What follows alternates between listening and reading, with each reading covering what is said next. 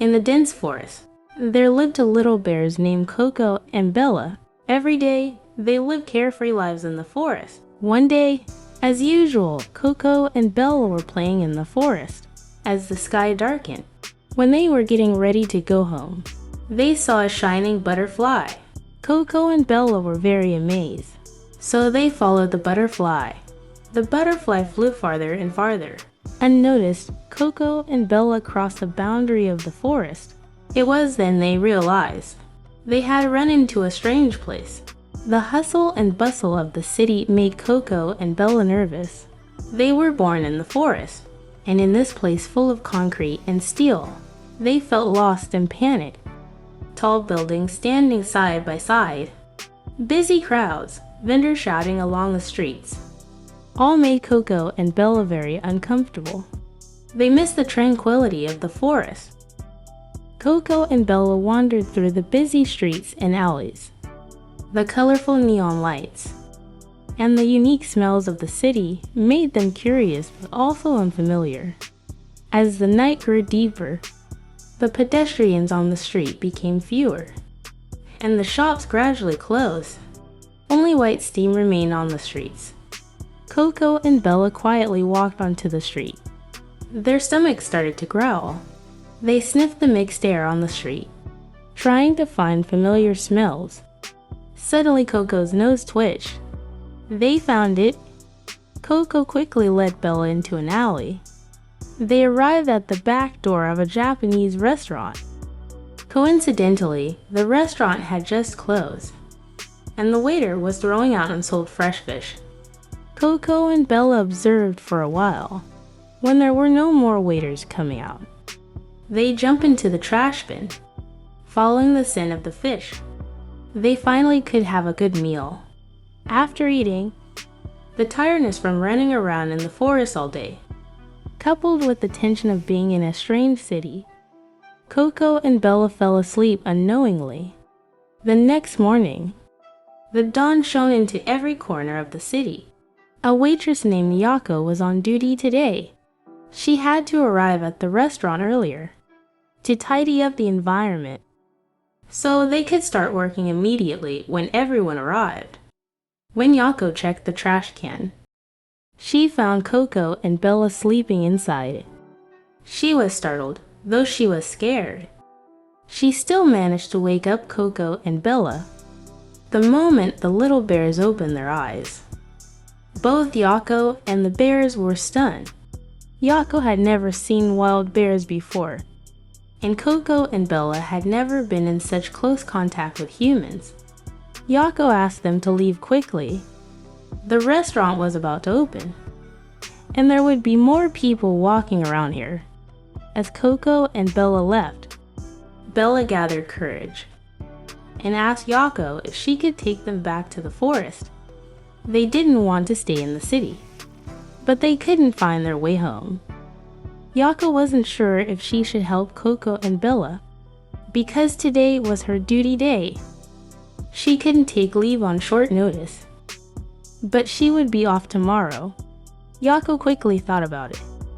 She decided to take Coco and Bella back to the forest, but it had to be after she finished work. Soon, Coco and Bella reached an agreement with Yako. The little bears would wait for Yako to finish work at the back door, and then they would go back to the forest together. Yako would also give them the not-for-customer fish during her break.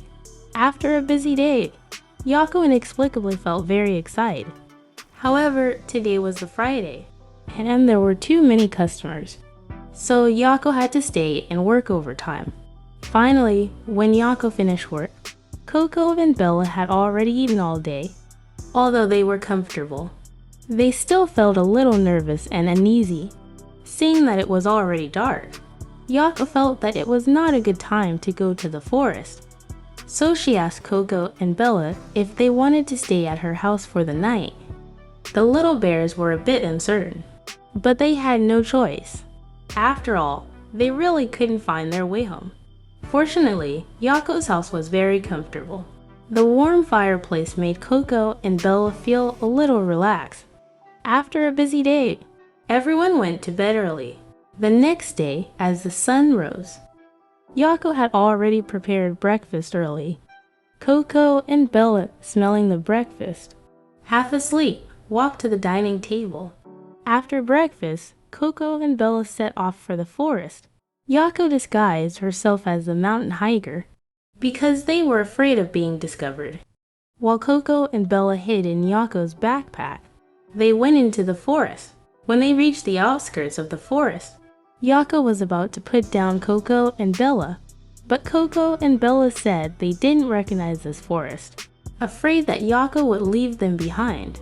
Coco and Bella refused to leave the backpack. Yako had no choice but to carry Coco and Bella deeper into the forest, hoping to find a place they recognized. As they walked, they also felt hungry. So Coco and Bella found some fruits to satisfy their hunger, and Yako took out sandwiches she had prepared. They ate and chatted along the way happily. After a short rest, Yako continued to lead Coco and Bella towards the direction they might be familiar with. Of course, Yako didn't dare to go too far. She stayed in her familiar area. Suddenly, Coco and Bella poked their heads out of the backpack. They smelled their mother's scent. Coco and Bella jumped out of the backpack, eagerly forgetting to say goodbye to Yako. Watching Coco and Bella running into the forest, Yako suddenly felt a little sad. They didn't have time to say goodbye. When Yako waited until she could no longer see Coco and Bella, she turned and left the forest, enjoying the warm sunlight. Yako slowly walked back to the city, feeling a hint of satisfaction and happiness. Coco and Bella returned to their mother's side, excitedly sharing their adventures with her, and many delicious fishes they had never eaten before. Their mother was relieved that Coco and Bella had returned to her, but she was also curious about Yako. After all, animals and humans have always lived without interfering with each other. Because Coco and Bella had accidentally wandered into Yako's restaurant, they didn't know how to find their way back to her. Similarly, Yako didn't know where they lived in the forest. Interestingly, Yako would sometimes intentionally go to the trash bins to see. Years passed. Coco and Bella grew up. They also had their own families, and Yako's Japanese cooking skills improved day by day. Finally, she opened a Japanese restaurant, located at the border between the forest and the city. On this day, the restaurant was as busy as usual. As the chef of the fine dining restaurant and also the owner, Yako arrived earliest and left latest every day. Today was Monday, and the restaurant wasn't too crowded, so there were some fresh fish left. When Yako took out the trash at the back door, she saw Coco and Bella. In an instant, Yako felt like crying. She didn't know why. She just missed these two little bears who she had only spent one day and night with. Coco and Bella also felt a little sentimental. As they grew older, they understood more. Sometimes, good intentions were not always pure, but Yako's kindness towards them back then was genuinely sincere.